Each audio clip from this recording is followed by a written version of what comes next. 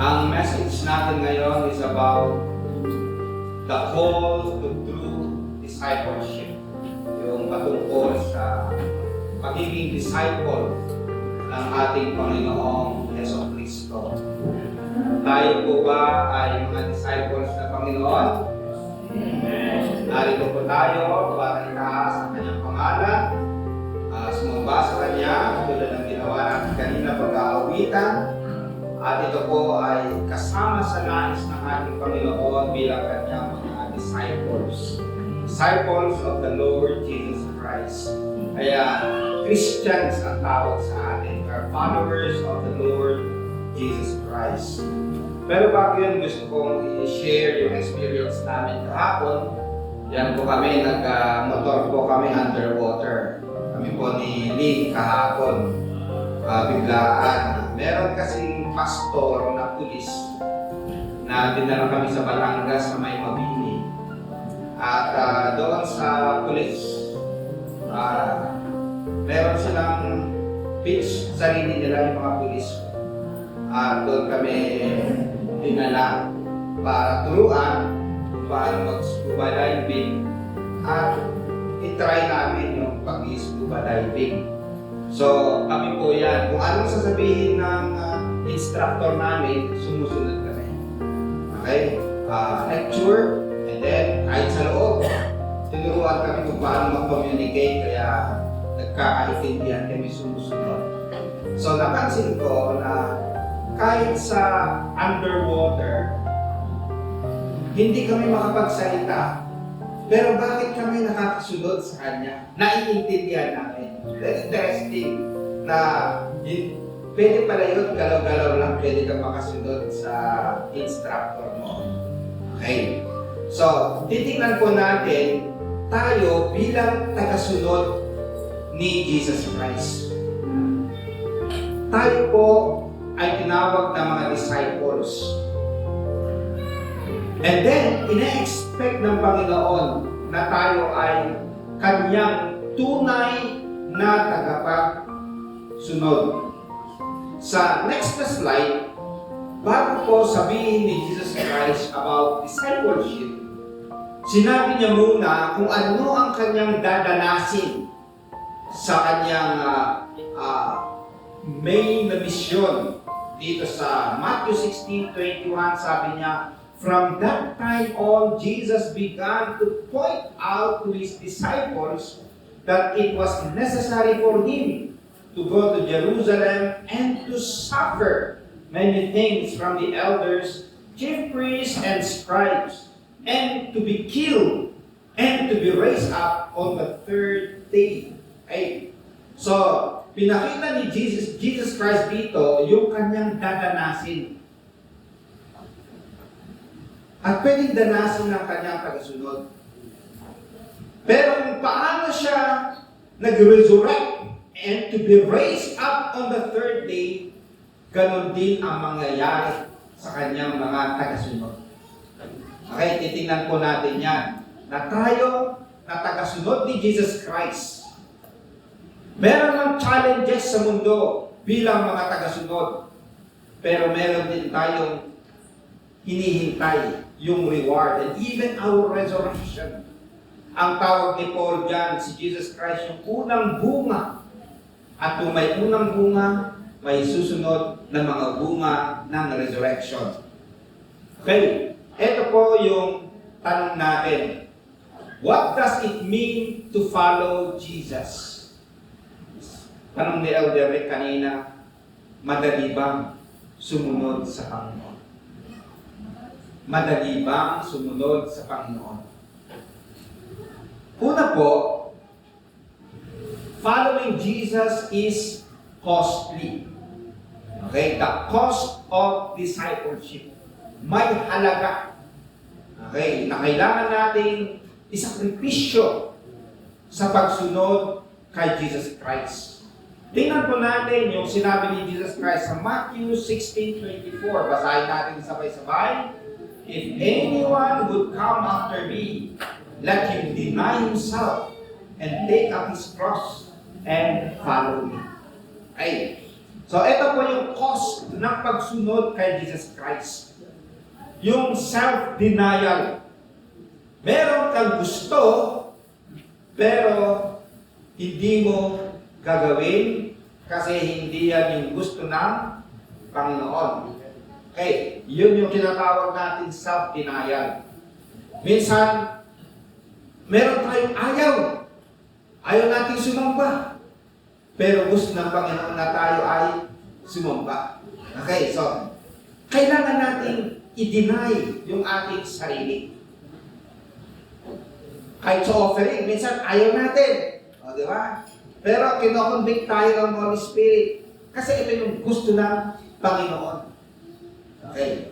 Minsan kahit sa paggamit ng talento natin, ayaw natin, nahihiya tayo. Pero kailangan natin i-give up yung ating yung tayo ay nahihiya. Huwag natin ikahiya ang gift ng Panginoon. And then, take up His cross. Ang ibig sabihin nun, yung capital punishment at that time, kaya nga namatay si Jesus Christ. Kasi ang capital punishment ay cross at that time. The picture of suffering. Yung siya ay nag-suffer at isa-celebrate ng buong mundo itong tinatawag na 7 last words. Yung mahal na araw, yung paano nag-suffer si Jesus Christ. Pero praise God, hindi hanggang doon.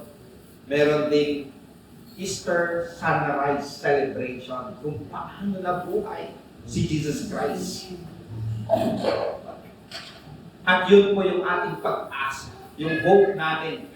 Yung nangyari kay Jesus, mangyayari din sa atin. Kaya, yung taking up your cross, handa tayo na mag-suffer dahil tayo ay tagasunod ni Jesus Christ.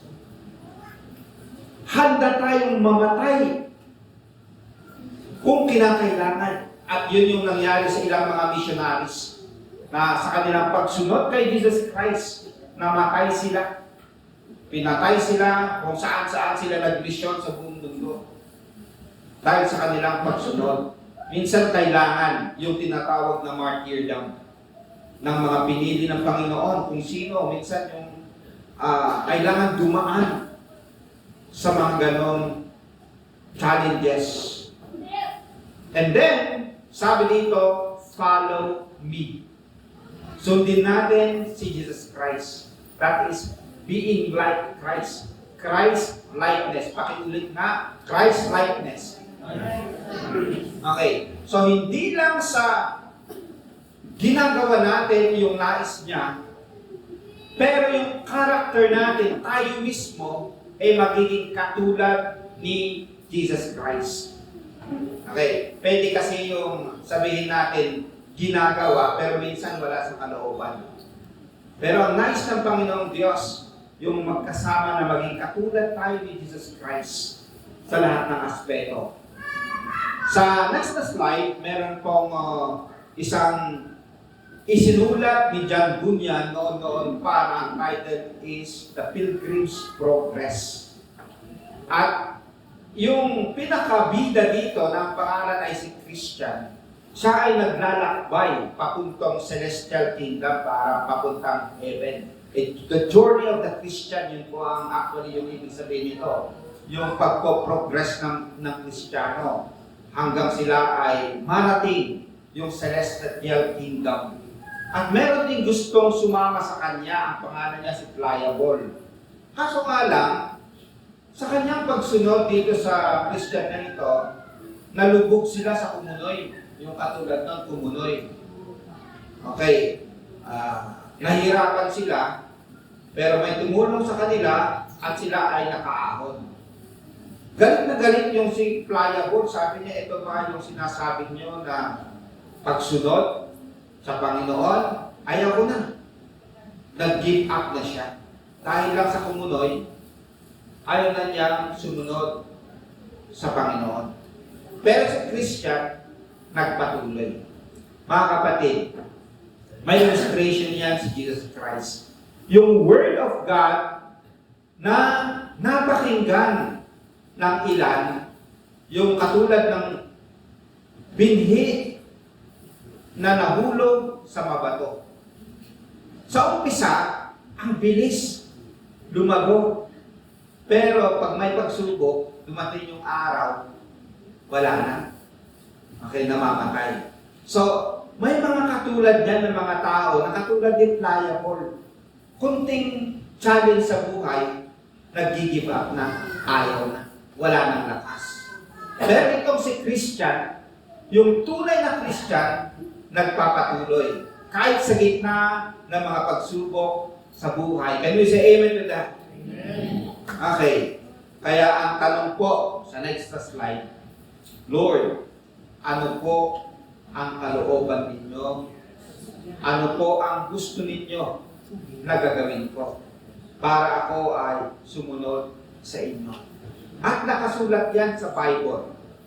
Yung mga moral will of God na nais niya na sundin natin. Pero minsan meron din tinatawag ng personal will of God sa sarili natin. Ano? Lord, ano ba ang kurso ko? Ako ba ay maging doktor, engineer, konduktor, okay, police?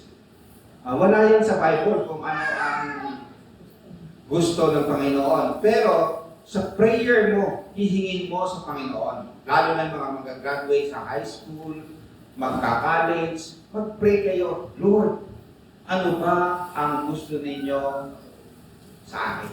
Gusto ko pong sundin ang gusto ninyo.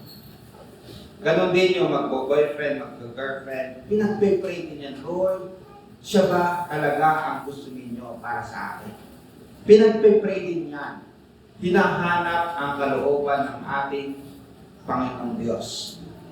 Okay, marami pa. Punta na tayo sa isang point pa. Okay, what does it mean to follow Jesus? Okay, sa pangalawang sagot, following Jesus means losing worldliness to gain true life.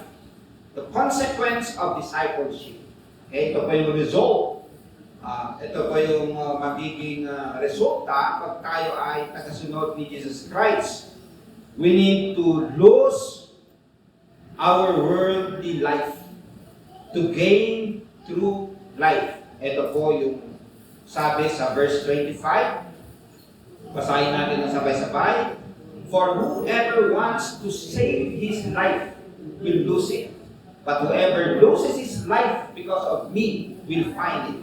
For what will it benefit someone if he gains the whole world yet loses his life? Or what will anyone give in exchange for his life? Yung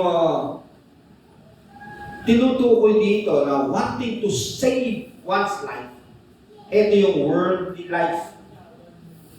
Okay? And then yung temporary life. Kasi, sabi dito, for what will it benefit if he gains the whole world, yet loses his life? Okay? Yung life din dito, yung eternal life, yung true life. Tingnan po natin yung next na slide. Okay, basahin natin sabay-sabay.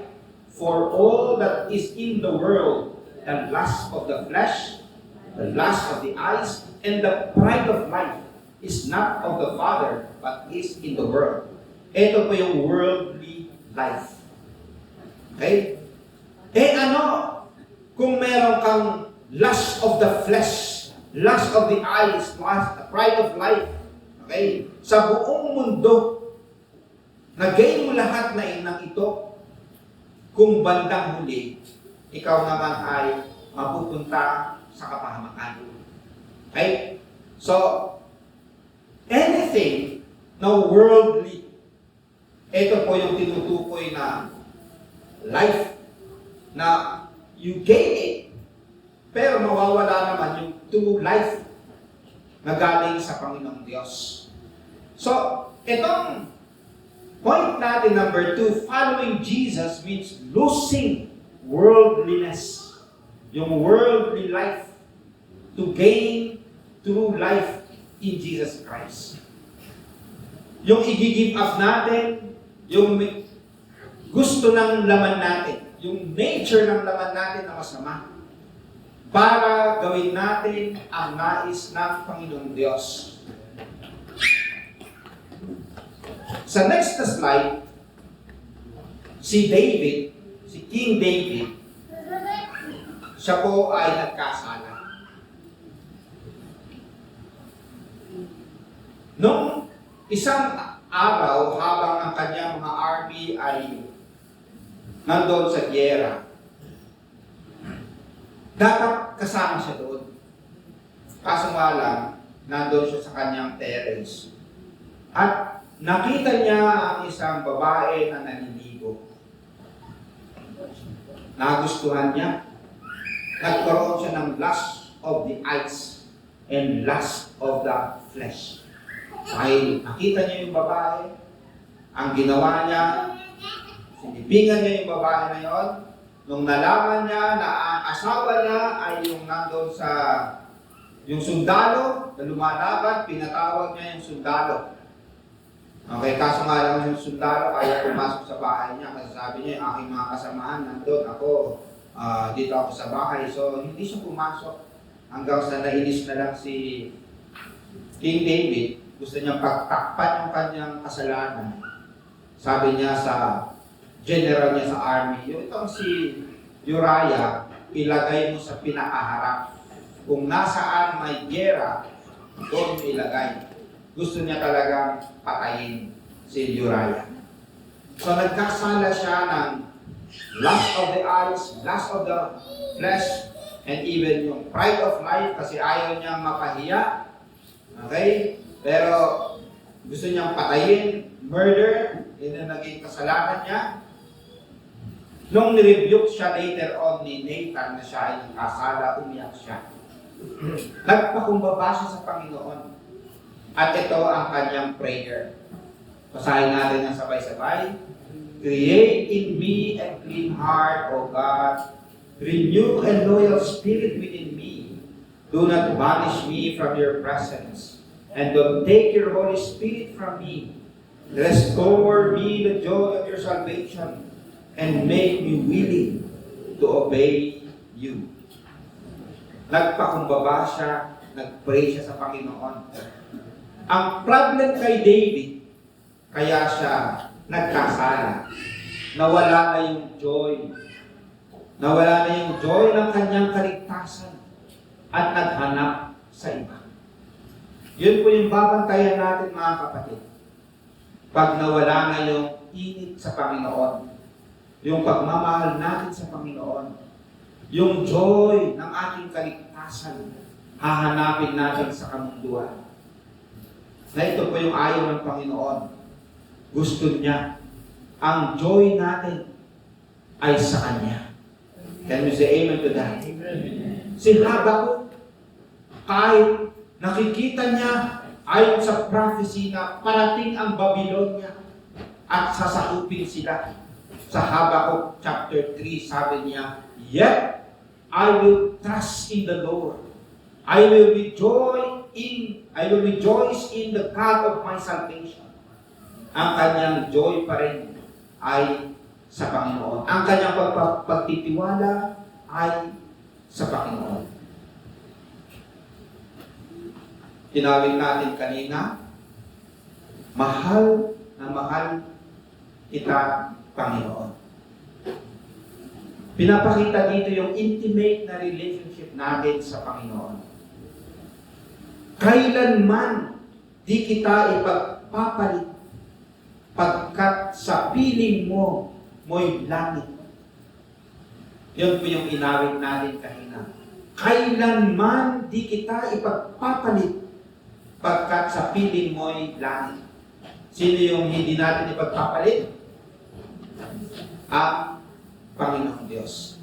Kaya si David, yun din po yung nawala sa kanya. Do not banish me from your presence.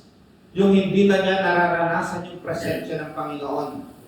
Kaya hindi na siya natatakot gumawa ng kasamaan. Mga kapatid, tayo po, nais natin ang prayer natin.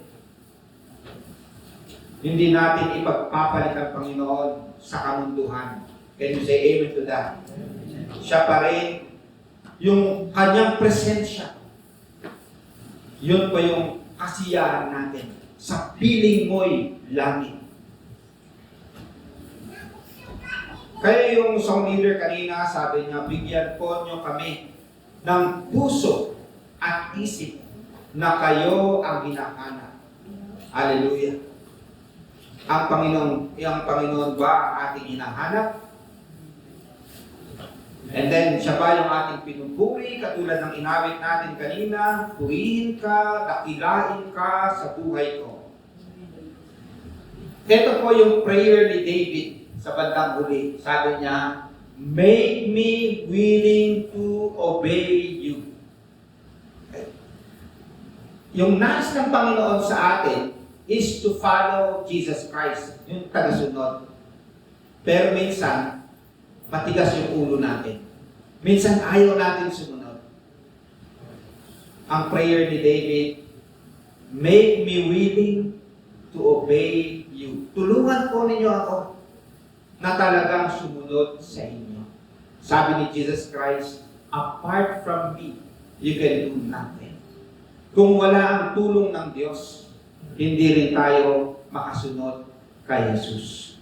Mahina po tayo mga kapatid. Kailangan natin yung lakas ng Panginoon. Kaya lagi tayong lalapit sa Kanya sa prayer. Lord, tulungan po ninyo ako na gawin ang nais po ninyo. Minsan nagagalit tayo sa kapwa natin. Pero Lord, tulungan po ninyo ako na hindi magalit. Kasi ito yung gusto ninyo. Ito po ang naging prayer ni David. Pagkatapos niyang magkasala at manumbalik sa Panginoon, nag-pray siya. Parang sinasabi niya, Lord, kung hindi ninyo ako tutulungan, mauulit-uli yung kasalanan ko. Pero tulungan po ninyo ako na makasunod ako sa inyo. Panghuli mga kapatid, what does it mean to follow Jesus? The coming reward of discipleship. May reward po. Nung nag-scuba diving kami, actually nung matagal lang sinasabi sa amin kasi yung pastor na ito, naging estudyante ko sa seminary, pulis siya. Tapos, ano yung sinasabi kong scuba diving noon. Pero hindi ko kasi alam kung ano ba yan. Okay, basta naghihintay na lang ako hanggang sa dumating na biglaan, tapos next schedule siya, available kami kahapon, nagpunta kami. Yung reward ng scuba diving, nakita ko, yung ganda ng underwater. Grabe, ang ganda. Okay, nag-snorkeling din ako. Kung napunta tayo sa Kalatagan, kung saan man, snorkeling. Sinubukan ko rin yung helmet diving. Pero kakaiba itong scuba diving. Pag samasamahin ko man yung experiences ko sa underwater, yung water experience, ito na yung the best. Nakikita ko yung mga isda, yung mga corals, ang ganda ng underwater. Okay, may enjoy yung underwater. Ngayon, may reward yung pagsunod kay Jesus Christ. Following Jesus means living in expectation of His return and eternal reward. Okay? Sa discipleship, may reward din po. Sabi dito sa passage natin sa Matthew 16:27, basahin natin ng sabay-sabay. For the Son of Man is going to come in His Father's glory with His angels, and then He will reward each person according to what they have done. Okay, may reward po tayo pagbalik ni Jesus. Can we say amen to that? Tayong tagasunod, meron po tayong reward. My reward is with me. Sa Revelation, sabi ni Jesus Christ, I'm coming and my reward is with me. So, ganun din sa Matthew, may reward. At ibibigay to each person according to what he has done. And then, meron pa yung sinabi ni Jesus Christ na itong mga goats, itong mga sheep. Okay, yung mga sheep, yung mga righteous tagasunod. Ito naman mga goats, mga hindi tagasunod ni Jesus Christ. So, pagbalik niya, mahahati. Dalawa lang hati. Tayo ba ay sheep? Tayo ba ay goat? Meron bang reward or by judgment? Sa Revelation 22:12, basahin natin sabay-sabay.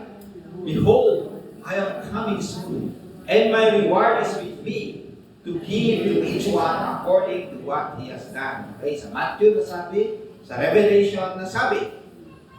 Kaya si Pablo, ito po yung sabi ni Pablo sa next na slide. Basahin natin sabay-sabay. I press on toward the goal to win the prize for which God has called me heavenward in Christ Jesus. So dahil may promises, si Paul, I press on, sabi niya, to win the prize.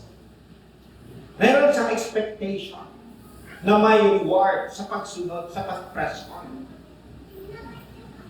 Dito naman sa 2 Timothy 4:7-8, basahin natin sabay-sabay. I have fought a good fight. I have finished the race. I have kept the faith. Now there is in store for me the crown of righteousness, which the Lord, the righteous judge, will award to me on that day. And not only to me, but also to all who have longed for His appearing. Hallelujah. So, hindi lang si Pablo yung nag-expect ng reward, ng award. Sabi niya, I have fought the good fight. I have finished the race. I have kept the faith. Malapit na siyang mamatay at that time. Sabi niya, wow, meron na akong award. Kasi sumunod siya sa Panginoon. Nag-mission siya, nangaral siya. Pero sabi niya, hindi lang sa akin, but to all who have longed for His appearing. Yung hinihintay yung kanyang pagbabalik. Hinihintay ba natin ang pagbabalik ng ating Panginoon sa Kristo? Sa next na slide, nung pandemic, natutunan natin yung Zoom meeting. Okay. Nagsimba rin tayo yung Zoom kapag simba. Okay rin naman, di ba? Pero bakit mas masaya pa rin yung face-to-face? Di ba? Iba pa rin yung face-to-face. Mga kapatid, si Jesus Christ ay narito sa atin sa pamamagitan ng Kanyang Holy Spirit. At minsan nararanasan natin yung kapagkilos niya sa ating buhay. Nakikita natin siya by faith. Pero iba pa rin pag siya ay bumalik at makita natin siya ng mukha. Mas masaya tayo on that day. Ngayon, masaya tayo, amen? Dahil alam natin, nakasama natin siya at sinasama tayo sa ating buhay. Pero mas masaya tayo pag nakita natin siya face to face sa kanyang pagbabalik. At ang sabi niya, my reward is with me. Pero, okay na yan. Kung ano ba mga reward, basta the best na reward natin, si Jesus Christ. Okay, when we have Jesus Christ, we have everything. Kaya yung binasa kanina, your labor in the Lord is not in vain. 1 Corinthians 15:58. Magpakatatag kayo. Magpakatatag tayo. Magpakasipag tayo. Because our labor in the Lord is not in vain. Pagbalik ni Jesus Christ, magiging glorified body na tayo. Wala na itong, mababago rin yung mundo na ito. Kung paano nag-resurrect si Jesus Christ, magre-resurrect din tayo. Ang tawag natin yung glorified body. Ang katawan natin, katulad ng katawan ni Jesus Christ na hindi na nabubulok. Ang daming rewards. Meanwhile, mga kapatid, hinihintay po natin ang kanyang pagbabalik. Yung Old Testament, nag-prophesy sa pagdating ni Jesus Christ. And then, dumating. Can you say amen to that? Si John, nag-prophesy sa pagdating ni Jesus Christ. At dumating. Si Jesus Christ, mismo ang nagsabi, ako'y babalik. Siguradong mangyayari. Kung yung mga Old Testament prophecies nangyari, lalo na mangyayari kasi si Jesus Christ mismo ang nagsabi, ako ay babalik. And my reward is with me. Meron pong reward ang pagsunod natin kay Jesus Christ. At ito ang communion po natin. Sabi ni Paul, whenever you eat and drink, ito ang communion, ano? You eat the Lord's body, you drink the Lord's blood, you proclaim the Lord's death until He comes. So, ito yung ginagawa natin as we expect yung pagbabalik ni Jesus Christ.